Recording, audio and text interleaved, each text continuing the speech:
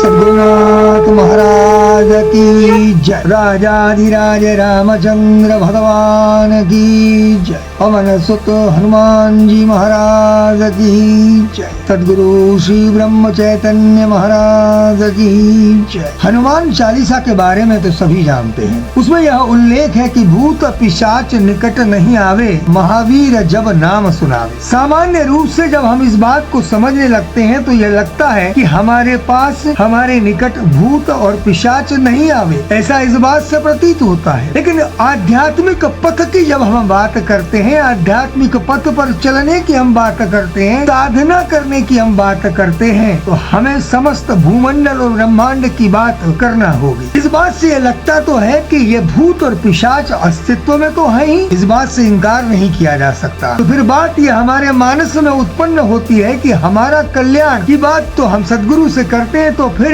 इनका कल्याण कौन करेगा? तो कि चाहे भूत हो या पिशाच हो, चाहे कोई भी जीव हो या कोई भी बात हो, है तो वो ब्रह्मांड के अंश। तो समूचे ब्रह्मांड के कल्याण के लिए सदगुरु अवतरित होते हैं, तो वो तो समूचे ब्रह्मांड की चर्चा करेंगे, इसलिए इनकी भी कोई ना कोई योजना कल्याण के लिए तो बनी होगी और वे खुद अपने कल्याण के लिए प्रयासरत रहते होंगे और इस हेतु समूचा ब्रह्मांड योजना निश्चित करता ही होगा। ब्रह्मांड के रचयिता हमेशा यही सोचते होंगे कि इस ब्रह्मांड में विद्यमान समस्त जीवों एवं समस्त बातों का कल्याण कैसे होगा। जो समस्त ब्रह्मांड के उद्धार का कल्याण करने का सामर्थ्य रखते हो, ऐसे सदगुरु, ऐसे गुरु, ऐसे महापुरुष को वो इस धरा पर अवतरित कर कर भेजते हैं। और ऐसे ही अवतरित सत्पुरुष यानी ऐसे महापुरुष, ऐसे सदगुरु श्री ब्रह्म चैतन्य गोंदावलेकर महाराज जो ऐसा सामर्थ्य रखते हैं, जो स्वयं उद्धारक है, कल्याणकारक है, करुणा के सागर और दया के सागर है, जिनकी महिमा अपरंपार है, ऐसे सदगुरु श्री ब्रह्म चैतन्य गोंदावलेकर महाराज के चरणों में हम नमन करते हैं और सभी साधु को प्रणाम करते हैं। श्री ब्रह्म चैतन्य महाराज गोंदावलेकर जी के बारे में जो मैं वीडियो बना रहा हूँ, उनकी कृपा से ही बना पा रहा हूँ और इस चैनल के माध्यम से प्रस्तुत कर रहा हूँ। मेरा चैनल आप सभी देख रहे हैं, लाइक कर रहे हैं, कमेंट कर रहे हैं, सब्सक्राइब कर रहे हैं, इसके लिए बहुत बहुत धन्यवाद। श्री सदगुरु श्री महाराज को नमन और आप सभी का आभार। मेरा निवेदन है कि मेरा पूरा वीडियो अंत तक देखिएगा, क्योंकि यह वीडियो अत्यंत रोमांचकारी होने वाला है और जन्म जन्म की यात्रा का महत्व बताने वाला है। मनुष्य योनियों के अलावा भी कई योनियां होती है और वे अपनी गति चाहती है, क्योंकि परम लक्ष्य हर जीव का यही होता है कि वो परमात्मा की प्राप्ति कर सके। चाहे वो कोई भी जीव हो, उसकी एक बड़ी यात्रा चलती रहती है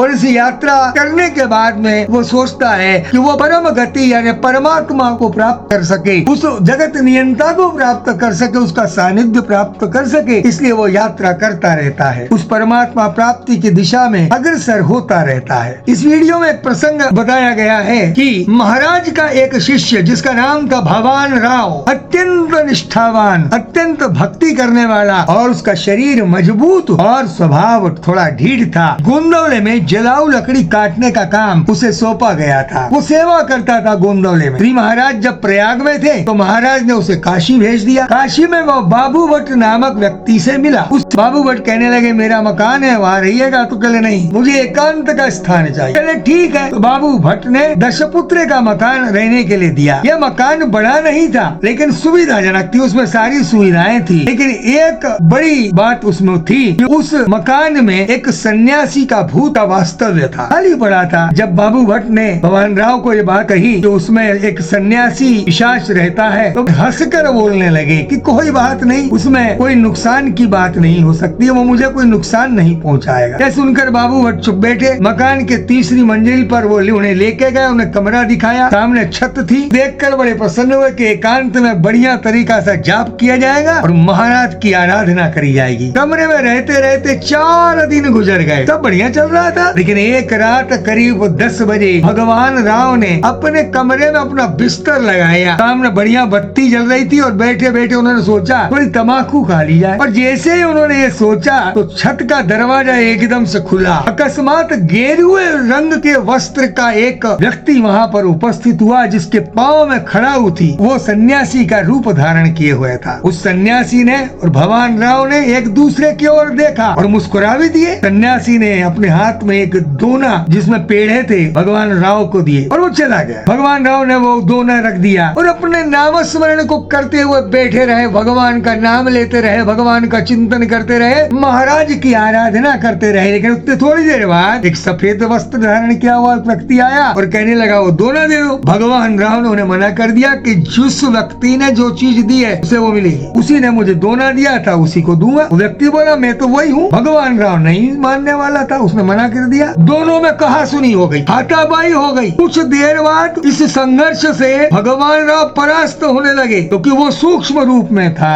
और भगवान राव जैसे ही परास्त होने लगे और वो सन्यासी भगवान राव के सीने पर बैठ गया, उनका गला दबाने लगा। अब भगवान राव को लगा कि अंतिम समय आ गया, लेकिन कोई बात नहीं, महाराज का स्मरण किया उन्होंने और जोर से अपने भाव से निष्ठा से अपने सदगुरु का आह्वान किया और बोले महाराज। ऐसा बोलते ही सीढ़ी पर खड़ाऊ की आवाज आने लगी, ठक ठाक ठाक, और फिर कमरे का दरवाजा खुला और प्रत्यक्ष श्री गोंदवलेकर महाराज कमरे में खड़े हो गए। सन्यासी की तरफ देखकर वो बोले अरे ये क्या तमाशा लगा रखा है। उन्हें देखकर सन्यासी को अत्यंत आनंद हुआ। सन्यासी आनंद विभोर हो गया, प्रसन्न हो गया, क्योंकि वो संदेश था गोंदवलेकर महाराज का। और देखकर उसने नमन किया और छत पर गया और गंगा माई यानी गंगा जी में छलांग लगा दी। श्री महाराज भगवान राव को बोलने लगे क्यों सोते हो अकेले यहाँ, किसी धर्मशाला में चले जाते। ऐसा कहकर श्री महाराज वहाँ से चले गए। आश्चर्य की बात की वो पूरी उस रात में बढ़िया तरीके से सोया और श्री महाराज तक ये बात गई, क्योंकि महाराज ने तो यहाँ सूक्ष्म रूप में दर्शन दिए थे। और जब ये बात महाराज को पता पड़ी तब वो बोले कि हमारा भगवान राव कोई पिशाच से कम थोड़ा ही है, बस एक की देह है, लेकिन उसकी निष्ठा की तारीफ करना चाहिए। इस समूचे प्रसंग में अनेक संदेश सदगुरु श्री गोंदवलेकर महाराज जी ने दिए, वो जो अत्यंत महत्वपूर्ण है। इस प्रसंग की कई बातें बड़ी महत्वपूर्ण हैं। समयानुसार, नियति के अनुसार, ब्रह्मांड की योजना के अनुसार ब्रह्मांड में घटनाएं घटित होती हैं और उनके अनुसार वैसे पात्र वहाँ एकत्रित हो जाते हैं। यह प्रसंग यह दर्शाता है कि भगवान राव एक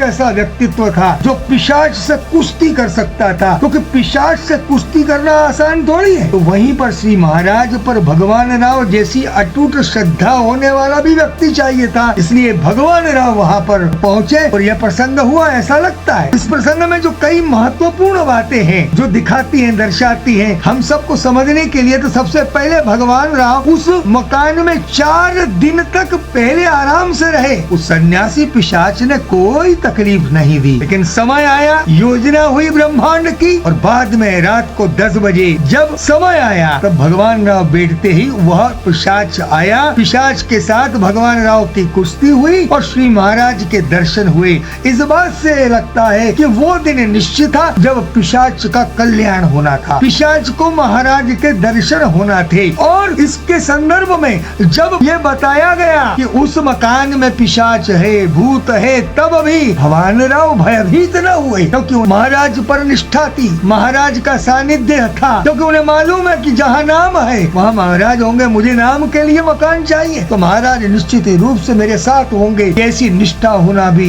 बहुत बड़ी बात है। एक और बात अत्यंत महत्वपूर्ण है कि जब महाराज प्रकट हुए तब जब दोनों की लड़ाई हो रही थी, पिशाच की और भगवान राव की, तब महाराज ने क्या कहा, क्या तमाशा लगा रखा है। तमाशे का अर्थ होता है मनोरंजन। तो एक का पिशाच का भी कल्याण हुआ, भगवान राव का भी कल्याण हुआ, दोनों को दर्शन श्री महाराज ने सूक्ष्म रूप में दिए। तो दोनों जो है एक दूसरे से लड़ रहे थे, तो सब जगत का कल्याण करने के लिए महाराज आए, संपूर्ण ब्रह्मांड के कल्याण के लिए महाराज आए। तो दोनों जीव ही है महाराज के लिए, तो दोनों जीवों का उद्धार करने के लिए उन्होंने कहा कि नाम धारक एक दूसरे से भिड़े नहीं, एक दूसरे से नामधारक लड़ाई नहीं करना चाहिए, प्रेम भाव से रहना चाहिए। और जब नाम ले रहे हो तो फिर मनोरंजन करने की बात क्यों कर रहे हो लड़ाई करके? नाम को मनोरंजन न समझे, अपनी अपनी साधना में तल्लीन हो। ये महाराज का गूढ़ रहस्य था, इसीलिए उन्होंने शायद कहा कि तमाशा लगा रखा है। तो नाम में कोई तमाशा नहीं होना चाहिए, नाम एकाग्रता से भावयुक्त होना चाहिए। नाम ही उद्धारक है और नाम ही कल्याणकारी है। जहाँ नाम होगा वहाँ महाराज होंगे। महाराज को समूचे ब्रह्मांड की चिंता थी, इसलिए दोनों के लिए, हम सब के लिए भी वही संदेश है कि नाम ले और अपनी प्रगति करे, कल्याण करे। नाम का उपहास नहीं होना चाहिए, नाम करते वक्त भी उपहास नहीं होना चाहिए, क्योंकि वो जीवन उद्धार करने के लिए एक महत्वपूर्ण भूमिका अदा करता है। इस बात से एक और महत्वपूर्ण बात निकलती है कि जब नाम ले रहे हैं तो भय कैसे होना चाहिए। तो बिना भय के हमको जीवन जीना है, क्योंकि सदगुरु का जब सानिध्य है तो भय के साथ। और सदगुरु ने तो कहा है कि जहाँ नाम होगा वहाँ मेरे प्राण होंगे, तो नाम है तो वहाँ महाराज है। भय से साधना न करे, निर्भय होकर साधना करे। वो पिशाच का जन्म जन्मांतर की योजना पूरी सिद्ध हो गई, उसका कल्याण हो गया, क्योंकि उसको ऐसे सदगुरु के दर्शन हुए। मुझे तो लगता है कि ब्रह्मांड की योजना होगी कि मानव और पिशाच दोनों का कल्याण होना था उस दिन, इसलिए महाराज ने उन्हें वहाँ पर भेजा।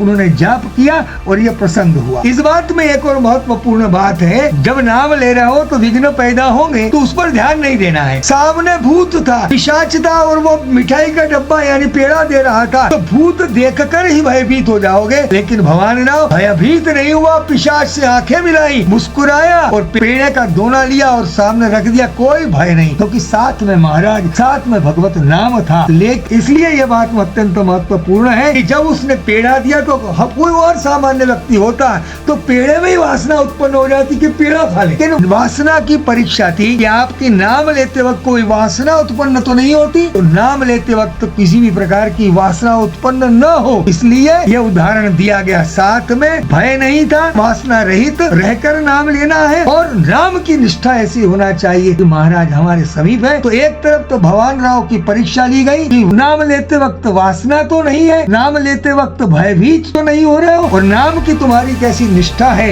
ये भगवान राव की परीक्षा थी। तो वही पिशाच का कल्याण करना था, हम सबके कल्याण के लिए, हम सबके मार्गदर्शन के लिए, हम सबके लिए नाम की निष्ठा बढ़ाने के लिए, हम सबको नाम में प्रेम उत्पन्न कराने के लिए ही सदगुरु श्री ब्रह्म चैतन्य महाराज अवतरित हुए। ऐसे सदगुरु इस धरा पर अवतरित हुए, हम सब का बहुत अहोभाग्य है। मैं निवेदन करता हूँ महाराज से हम सभी का कल्याण हो और हम सब आनंद में रहे। सभी साधक हैं, इस प्रसंग से यह भी समझ में आता है कि साधकों का एक दूसरे के प्रति द्वेष भी नहीं होना चाहिए, प्रेम भाव होना चाहिए। तो हम सब प्रेम भाव से रहें, आनंद से रहें, नाम रहे। आप सभी का जीवन आनंदमय हो, स्वस्थ हो और सफल हो। शुभ कामनाओं के सहित चंद्रशेखर तापी निवेदन एक बार फिर से, मेरा चैनल यदि आपने सब्सक्राइब न किया हो तो कर लीजिएगा और अपने मित्रों को, सगे संबंधियों को ये वीडियो भेजें ताकि महाराज की जो लीलाएं हैं उन्हें भी देखने, सुनने, पढ़ने मिले। बहुत बहुत आभार, धन्यवाद, नमस्कार।